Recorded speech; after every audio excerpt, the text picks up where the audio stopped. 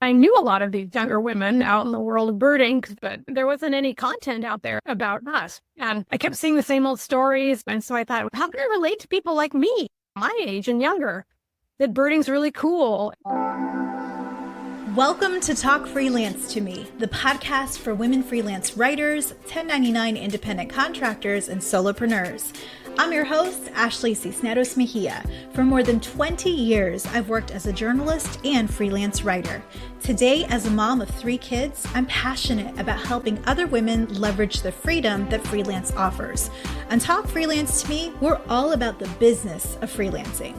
If you want to learn how to monetize your talents, make money on your own terms, and design a flexible work life that actually works for you, this show is for you.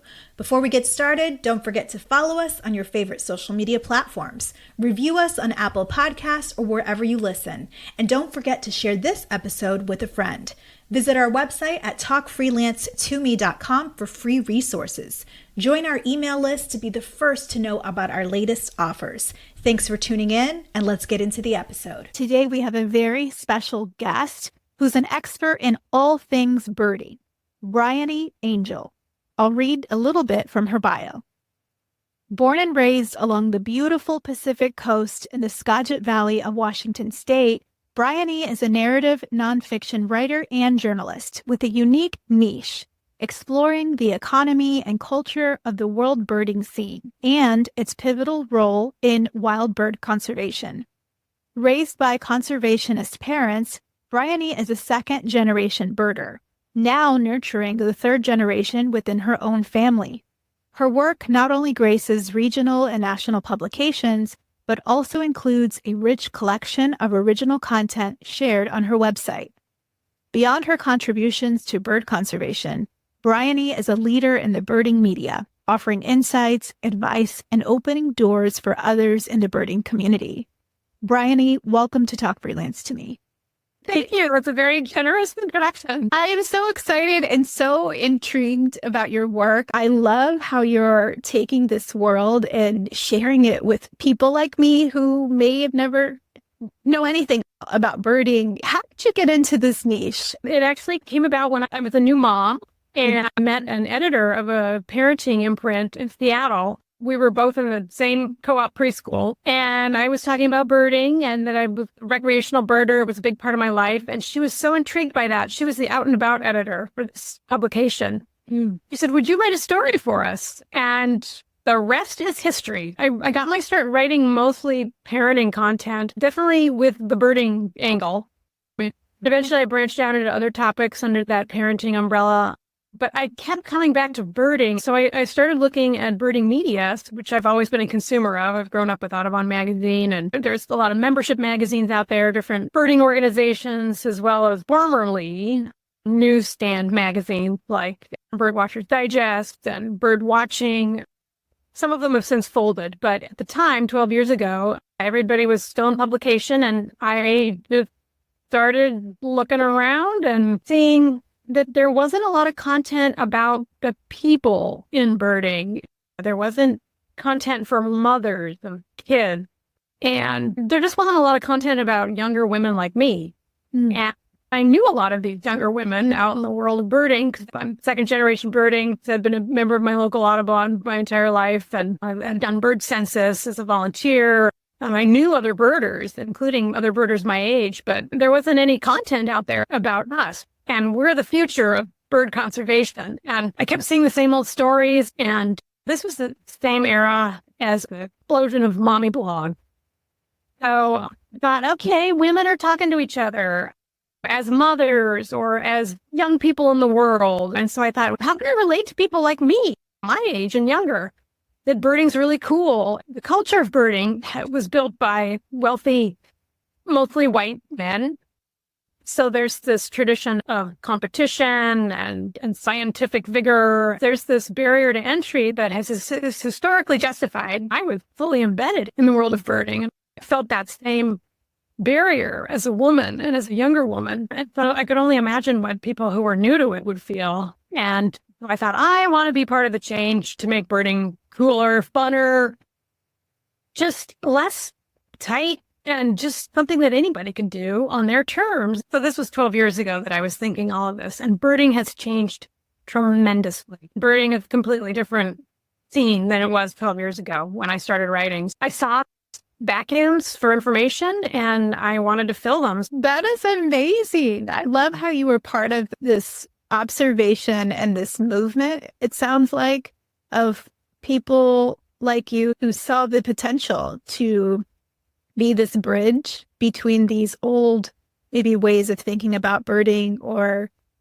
just to diversify, share how it's not, like you were mentioning, that it's not hard, but you don't need to be in shape, that anybody can do it anywhere around the world. And I've never thought about it in that way, but it makes total sense.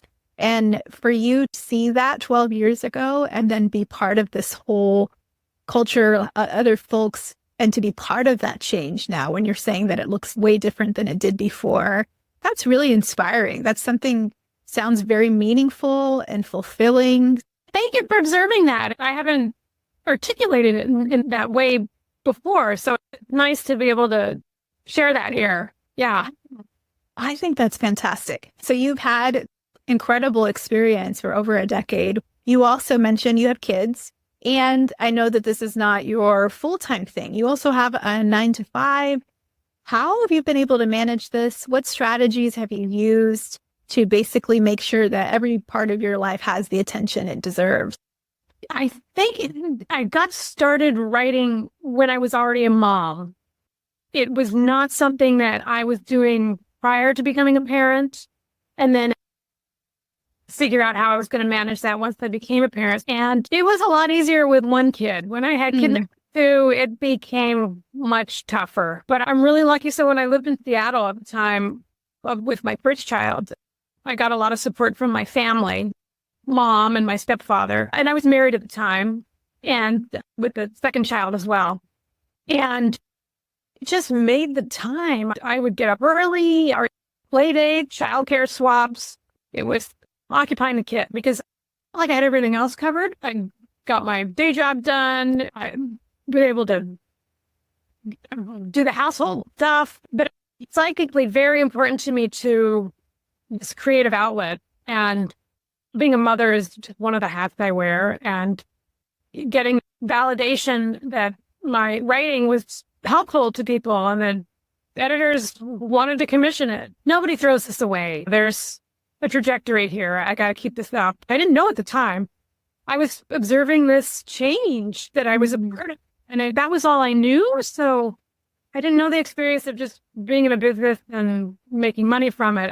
To me, it was this upswell of deep community that I was developing internationally and with other women, specifically with other women. And some of them were becoming mothers. I tended to be the older of this younger group of women, and I tended to be the only mother when I started out. And now a lot of us are mothers, and a lot of these younger women are now in their 40s. We're not as young as we once were, but I'm still considered a younger birder by the old guard. And I recognized very early on at the time that I had a unique place as Generation X because I straddled these two generations of birding. The old guard, mostly baby boomers, and then millennials and younger. Millennials trusted me when they didn't trust the older folks.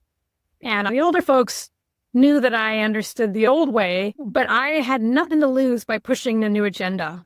Where generation, they weren't as familiar with how the old thing operated, so they couldn't read between the lines the way I could. I knew that I had a role that was unique because of my age, and I didn't want to squander that. So I kept going. I'm very grateful to you for pointing that out, because I don't think I've really thought about it until this moment, how lucky I am that was my experience, because I think if there's not a rich community as part of a business initiative, it's easy just to give it up. Yeah, I relate to that so much, even with writing, with motherhood, with everything. That community, I think we as human beings, we're social creatures and we need each other. And I think that's true certainly for any movement and anything that's important. You need buy-in, you need other people be there with you. I definitely see that theme of a bridge again when you were talking about, because you were bridging this love for birding and introducing it to other people, but then also the bridge between these generations within the community, the folks that are older, the boomers, and then the millennials, and now maybe even Gen Z and those after. That's a very cool position to be in, and that ability for you to be able to understand those communities and what they're looking for in birding is very interesting. When you mentioned before about topic vacuums and spotting the opportunity and seeing that there was something there and that you tease at that and explore more, how did you spot this opportunity? Do you have advice for other writers who are looking for a gap to fill and maybe don't know where to start? Yeah, totally. So that I needed to niche down, and I thought, okay, where can I get some inroad? I want to tell stories. I want to say something that people haven't read before. Where is that? I know I'm going to have to get really specific. Early on, I decided to limit my content to only female identifying subjects. So I was just going to write about women in birding. So that's what I write about. But I'm also a white woman and I'm North American. So I absolutely do not speak for every woman. My goal was to not write about my own experience, but to write about the experience of others. And specifically the other birders who I wasn't seeing any coverage for and who have really been marginalized or just overlooked and not as a priority. People tend to congregate with people who look like them. There wasn't representation that I was observing. And I'm happy to report that has changed quite a bit since those early days. But yes, limiting my topic ideas to women, young women, country national women. So I didn't want to write about North American researchers embedded in some exotic location. No, I wanted to write about the women who were from those countries who were doing the research. So I would say those two things from the beginning really have informed everything else that I've done.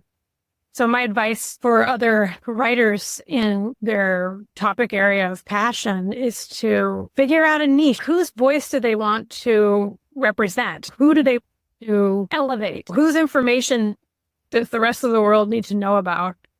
Chances are there are a lot of those. And you can angle it so many different ways. I keep thinking of this other interview that I heard on the Deliberate Freelancer, Melanie Paget Powers, with an equine journalist. And I thought, now that's my girl. We got to talk. What if there's some mothers watching her daughter at the gymnastics practice? Hey, there's a trade world of gymnastics you could write for. You don't know where the niches are in front of your nose and that you are already obsessing about it. And you could pivot that into a writing topic or a writing career. For me, I don't rely on writing about birding as my sole income. It's an addition to my day job. I have the privilege of niching and pitching topics that I want to write about. They don't always hit. I don't always get a commission, but I keep trying. One of the things that I'm taking away is just your willingness to commit to this niche, because I feel like a lot of freelancers struggle with thinking, oh, if I niche down too much, is it going to limit me in some way? Yeah. I feel like you said, I want to serve women. That's who I'm talking to. And you mentioned a commitment to talking about the folks in their own countries who are in that community and birding. And it's not like you felt like, oh, is that too narrow, right? You said, this is what I'm doing, and you stuck with it. And look, you've been able to sustain that for 12 years. And that's amazing. Yeah, I have deviated a little bit. Yeah. I decided I wanted to cover some economic initiatives that, again, are accessible to everyday people. They're not buried in conservation industry. They're something that you and I can just go and do online or when we're out visiting some scenic area. So I have been writing about bird-friendly cocoa and this initiative Be Birdwise here where I live, which addresses more behavioral modification for folks who are coming to a place to view wildlife and how to, especially if it's a working landscape like it is here in Skagit, which is an agricultural community. And again, I often will look for the female sources because to me, those are the voices that they've been there the whole time, but they're not the first people that a lot of us are used to looking for a voice of authority. Finding female sources has always been my MO, no matter what topic I'm writing about. That has stayed with me. Even as I've diversified the topics that I address, I still always look for female sources. That's fantastic.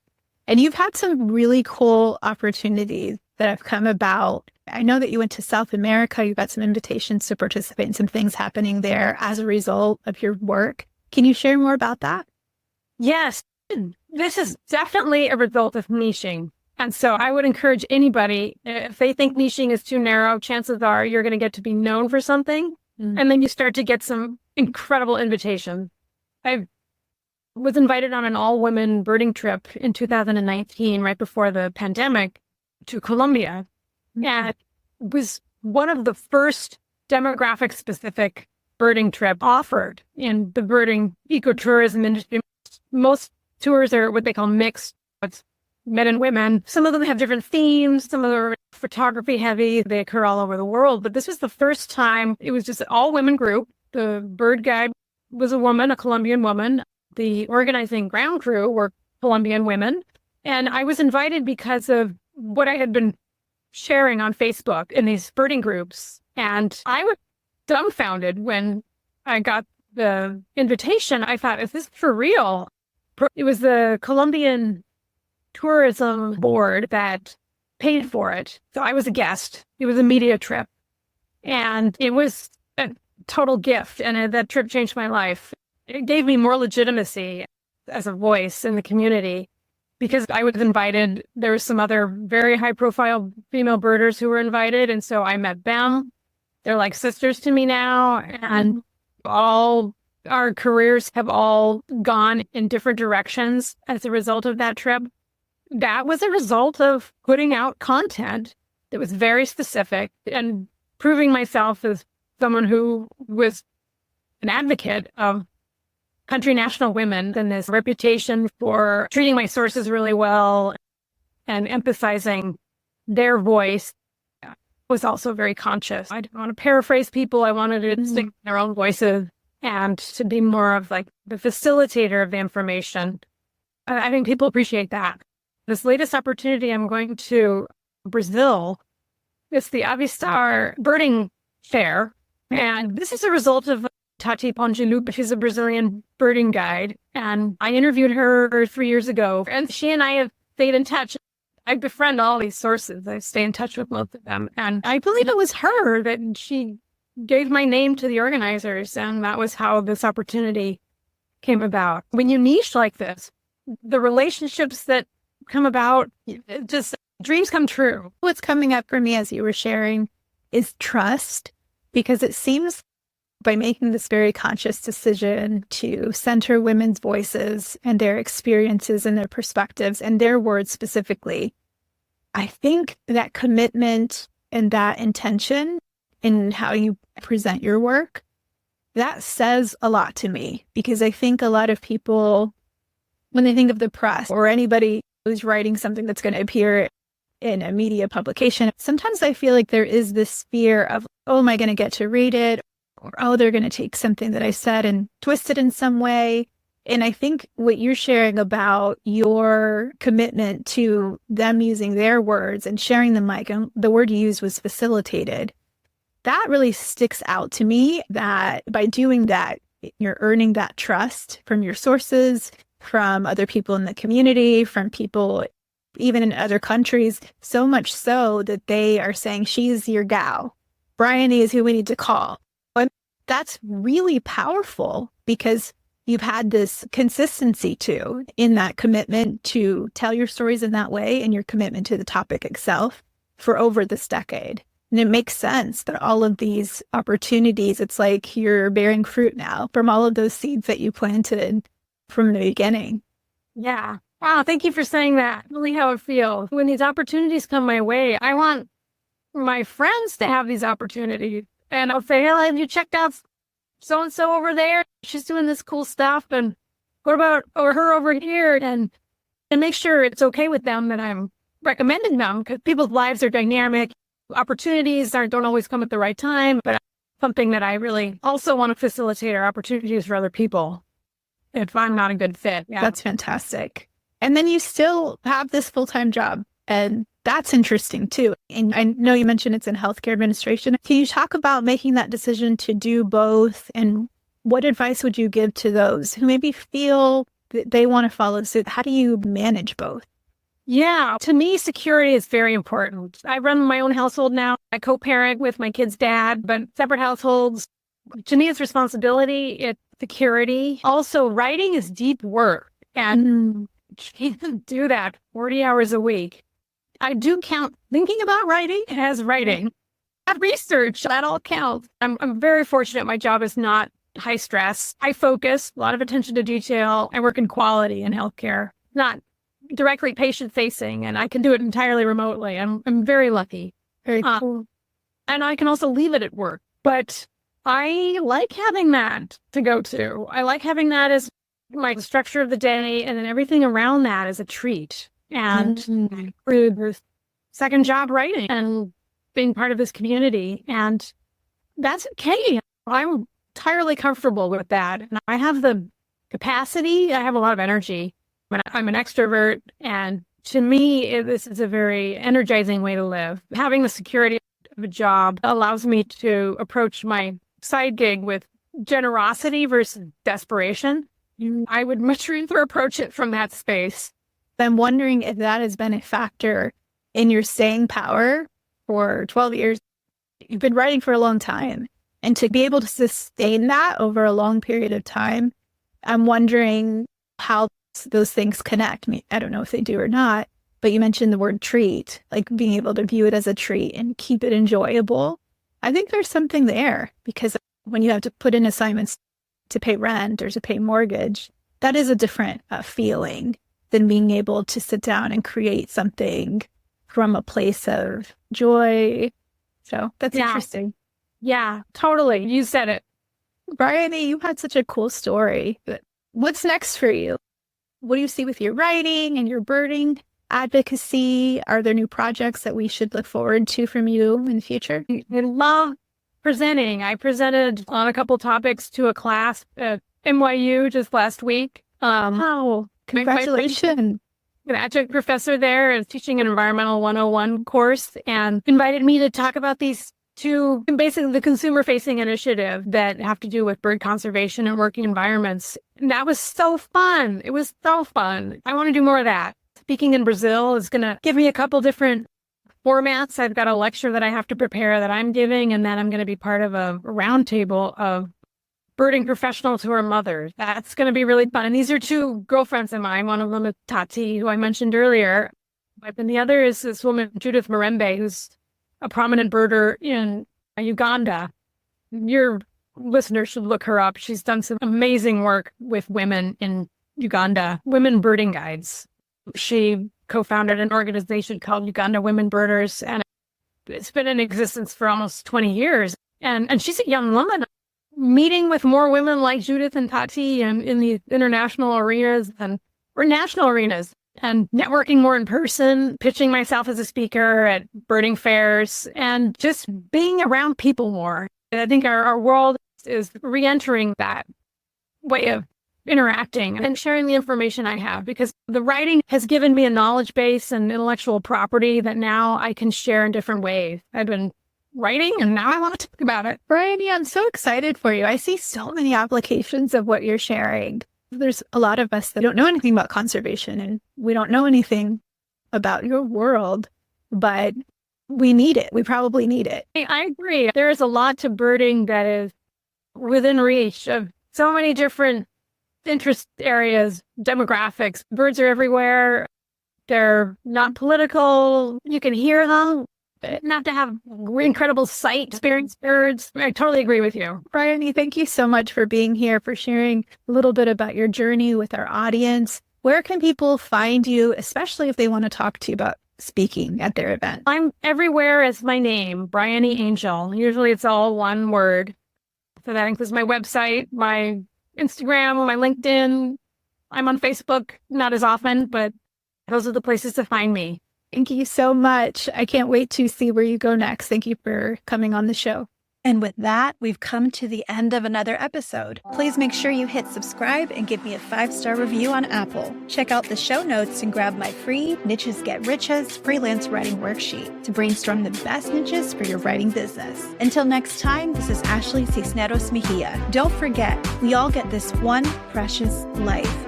Don't constrain yourself to a box that you were never meant to fit in.